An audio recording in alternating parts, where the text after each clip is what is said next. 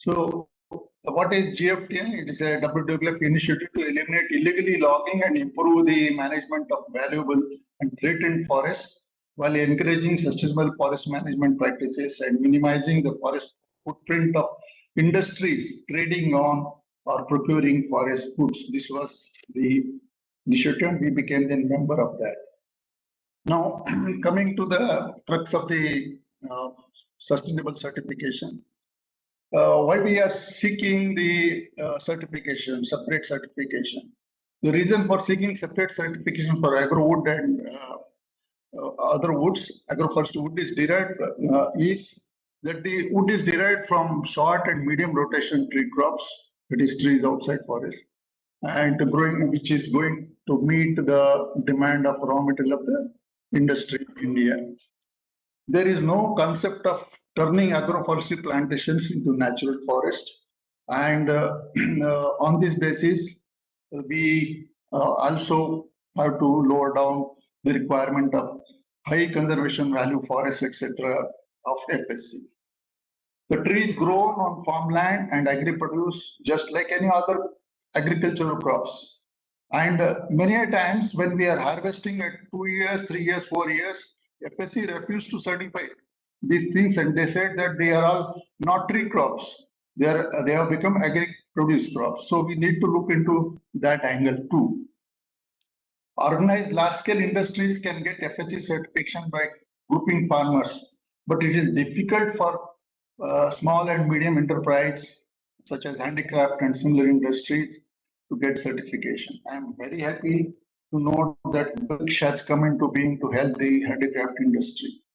The certification is acting as a trade barrier, especially for European Union and other acts like Lacey Acts in USA. Cost of certification is very high, and neither the industry, small and medium, or others can bear that cost. Recurring cost too. So India should have a simple certification mechanism which helps farmers and industries, which also gets international recognition for the certification scheme. Then sustainability certification, which we are looking for, is required for whom? We can first say that industry requires it. Certain well-organized farmers also can take certification on their own. And we are just now talking about agro-industry as a new business avenue or revenue stream for the country. And it may happen in due course that agroforestry industry may also get, if that happens, certification becomes easy. The example is sandalwood growing by some farmers in the company farms. If they want, they can get certification easily because they are well-organized sector. If for industry, especially plywood, then following to be considered. For production of 10 million cubic meter of plywood per year, nearly 7 lakh hectares plantations are required. Standing crop is required for sustainable harvest for the production of plywood. So if we look into the present scenario, the plywood industry's plantations are not going beyond 25,000 hectares. So there should be a thought process to enhance plantations if we require certification. And who will meet the certification cost? Obviously, industry has to incur expenditure around 10 lakhs plus every year's surveillance visit with the expenditure added. The industry has to alternately seek fund from the government, or if such fund is contributed by plywood industries to ministries of industries and government, fund can be utilized for certification purposes, forming a body. So this is my suggestion to look into. Farmers per se does not want to involve on his own and face all the required hassles in certification. Because I have interacted with several farmers, okay, for CDM kind of a thing where money is involved, they will readily come forward. But in FSC, what are they going to do? Farmer is asking what benefit he will get from this activity. So to motivate the farmer, industry need to be proactive and then uh, possibly promise him premium price the wood derived from his field. So farmers' consent is a must, and the certification belongs to the landowner.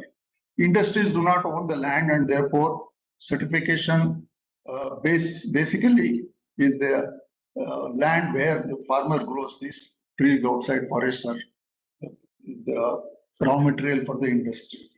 So there should be an institutional mechanism, well laid out institutional mechanism for group certification is required to be developed by the industry to own the certificate for their products and processes. So another mechanism is very good is the stakeholder consultation. No certification is done without stakeholder consultations. It acts as a boon to farmer and other stakeholders in case there are problems with the industry. A platform is available to redress the grievances.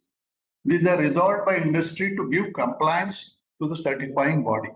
And this is one good thing, but industry has to face the music of stakeholder consultations. While the existing mechanism of FSC is there, why do we require a new certification system? FSC, as we know, that a little bit cumbersome, and therefore we require certification, at least sustainability certification, whatever certification we are going to name, looks into the legality issues of the farm wood derived for production of the products. So this is how we can justify the new system of certification. In the beginning, Dr. Manmohan Yadav has very clearly stated the word use of sustainability. Everyone is using it in his own ways, but we let us restrict it to the agroforestry wood. In that way, I think that we need not use the word sustainability. We need a different terminology for certification of agri wood.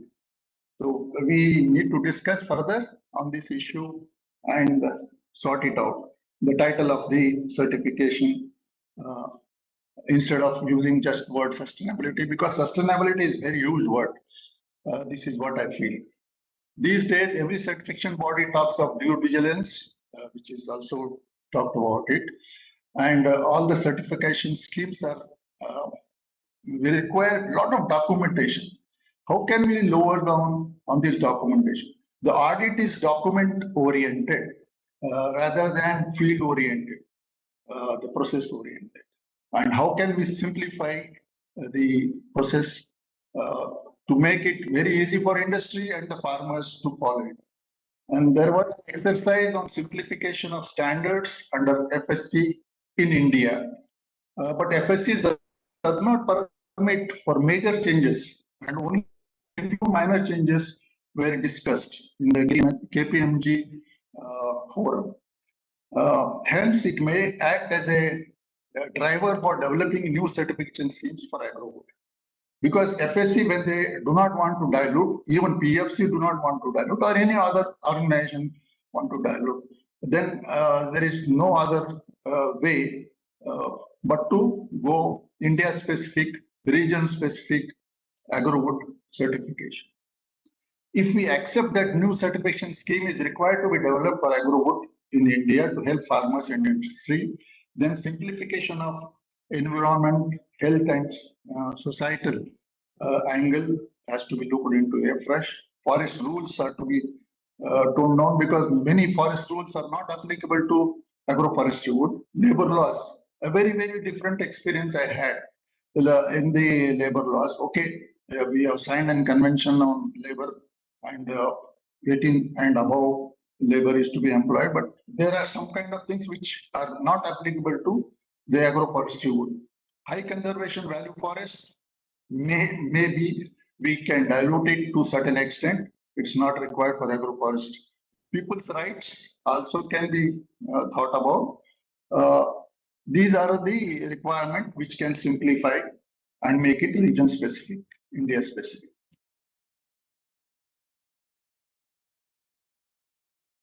Today, when we want to word this certification as sustainability certification, then we have something today, very different mechanisms working for sustainability certification.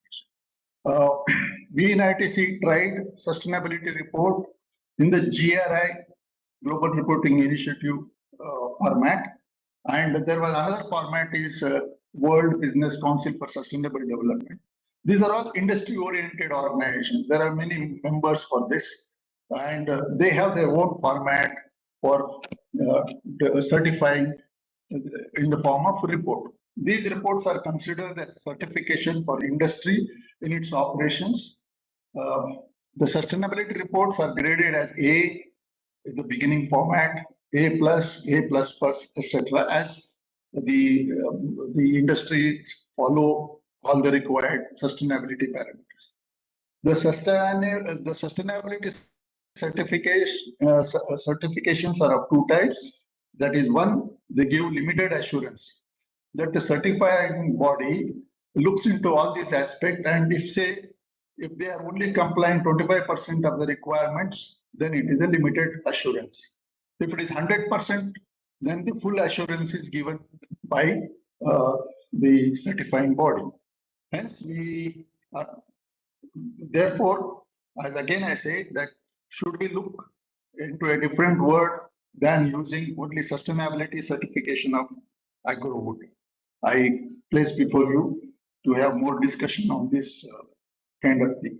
The sustainability certification does not have principles and criteria like FSC, but have developed certain matrices which are also very cumbersome to follow in the present scenario of agroforestry. Sustainability certificate issuance will have to come from a registered body whose mandate is, and we are thinking of IPRT to be the body to take forward the certification. So if that is the case, the IPRT should have its mandate to be changed by including that the sustainability certification the IPRT also can give. It is better that a non-governmental organization looks after the certification than the government body. To make certification effective and widely accepted, one need to involve agencies like GFTN and repute organizations like WWF and all that. In our case, we can think of CII, FICCI, IFCO, and many others. This is they are also can be the partners in developing the protocol for standards for sustainability certification of agro-wood. So develop the standard protocol for certification and benchmark with any global body like FSC, PFC, or any other voluntary organizations dealing with certifications like Global GAP. If we are not succeeding benchmarking with PFC or FSC, then we can go to agricultural practices of certification like Global GAP. The INDGAP is now being done by Quality Council of India, and there are other certification in agriculture and horticulture. We can benchmark with them. They are nearer to our requirements. So therefore, we should much depend upon the Global GAP or India GAP certification. This is my submission. Than FSC and PFC. I have gone and audited some of the firms, some of the agriculture units where I have found most of the principles and criteria are followed in India GAP and Global GAP too. So if this is not done, the value of certificate issued as a sustainability certificate for agri-wood will just remain on paper. So their benchmarking is a must. So I am presently carrying out a little dialogue on this, how to go about. If we want to do the certification, we can invite QCI and the experts involved in that, and try to take forward. So until unless we benchmark with some reputed agency, the certification will not be valid. Certification are of two types, one for process certification, another is product certification. Process certification is all the silvicultural practices, what we do should be globally best in the agro-farm forestry to produce the wood from the plantations. Product certification, it comes later, whether we are using, there are many specifications also available, like ISI standard marks for plywood and others. Is a very good work done. ISO specifications are also available. But what we have to look is for pure certified wood, mixed certified wood, that scenario also we have to develop. So we can have two certificates of that. Traceability, yeah, we can talk about, every certification talks about traceability, but we can devise some new names instead of chain of custody, control wood and all that, copying from FSC. Then major thing is the boundary to be defined, as these plantations have many discrete plots. So we need to take the help of GPS boundary. There is a question now: how do we depend upon the legality of land use? Legality of land use and qualification can be defined and dependent on the GPS plots and survey. This can be looked into, and it should be mandated that this is a must requirement. And this has become very easy. Earlier we faced a lot of problem doing the GPS. Even GPS instruments were not available. Today every mobile has GPS, so we can have this, and the eligibility of land for plantations can be easily done this way. So this is in between. This is what I would like to share in brief, and we in ITC to the farmers to get them motivated to join. We paid premium for the certified wood which we obtained from the farms, ITC plantation, promoted plantations. There are few key issues. I just kept it separate, which we faced, which were highlighted by FSC earlier days. Needs procedures on traceability, including identification, segregation of goods at the manufacturing level for products. Needs to be ably, accurately and reliably determine percent of individual inputs going into formation of paper bud, like how much virgin pulp we are using, how much pure we are using. Likewise for plywood also, this will be definitely available. There was 10% of forest designated as conservation zone. How can we take this point, land, because land ownership is a private ownership? How can we say that he should preserve 10% of eucalyptus plantation, he should not fell it? It will be very difficult under that circumstances. 5% of the forest designated protected areas. How it is possible in land, in the private ownership? We cannot just think about it.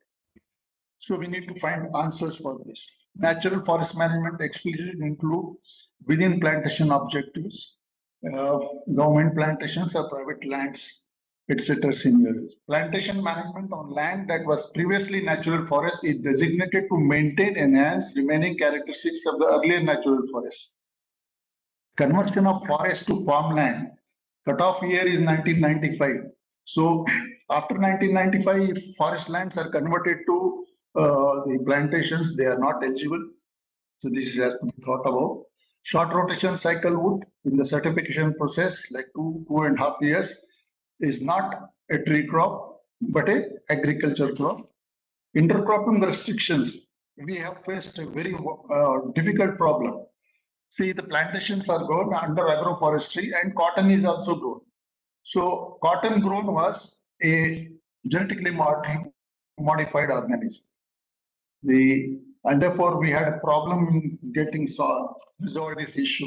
such plantations have to be deleted, was the instruction from FSC. So only cotton crop grown plantations we did not get certified. So we need to take a view on this also. Primitive logging practices by farmers, logging laborers, etc. were the things they said we need to provide them all safety equipment and all that. So there was another difficult problem with the farming community that they do not pay equal wages to the male and female. And well, that is left to discussions. Then the major thing which is and the thing is we need to preserve archaeological sites, historical sites, native trees if they are found in the nearby areas, and create that awareness that they need to be preserved. The farmland and all that, I do not know how this can be taken forward. But we had a problem when during a visit, a grave was made in the farm, and the auditor stopped over there and he said, "What is the rule of road making in your field?" Has the farmer followed the procedure? Or as a management representative, have you looked into this? So I said, the road is 15 meters road, this much of width is there, and we have to leave 2 meters both sides. So it was going to 18 to 19 meters. And the grave was at 11 meters from the center of the road. They said this will not qualify. So these are some of the interesting things I thought, let me share with you. And then calibration of the equipment, tapes, height measuring instruments, and weighing measures are the must for these things. Without this, they will not certify the process. So the calibration is a new dimension. We can say, have you calibrated your tape? He asked me. I was wonderful surprised. Then he showed me the ISO specification for calibrations, and then we followed it and came out of this problem. So there no more than 75% of the managed area is taken up by a single tree species. Ours are pure plantations. Maybe Milliardubia or whatever populars are there, pure plantation. 15% should be from other trees. Very difficult, but we can also narrow down on some of these things in a different fashion. If we have to meet all the sustainable goals, if we have to name it sustainability certification, we need to look into satisfying the sustainable goals under the certification schemes. So major things in large number of farmers were involved. How to manage 1 lakh farmers? ITC somehow managed these things. A lot of huge documentation records to be shown and maintained for a longer years. Discrete parcel of land, very difficult to get them. Even half acre, quarter acre also falls in this. Land ownership, Land Ceiling Act also comes into being. Long-term binding of FSC. Farmer doesn't want to go for long-term binding for the certification. Incentives for FSC. FSC certified ownership with the farmers. Need a detailed management plan? Yes, I'm happy that we developed a management plan. I had Mr. Ranganathan's working plan with me. So I sat and wrote first management plan in the in the private sector, which was audited by Mr. Sudhir Pandey. I'm very happy to share that this was the plan which was very much appreciated at a later date. But later I understood that the quality management system has to be in place, and that format has to be included in that fashion. So we can narrow down on these kind of requirements of the certification. Need a group management system in place. Generic policy and practices are to be formed. Need institutional mechanism, as already stated, there should be a very good, well-laid agreement for that. Need more impact assessment on social and environmental issues. We can also think on this. Need more monitoring, long-term growth, nutrient recycling, every aspect has to be looked into. If we have to have good agroforestry practices to be followed. Need more maps, GPS based kind of things are required.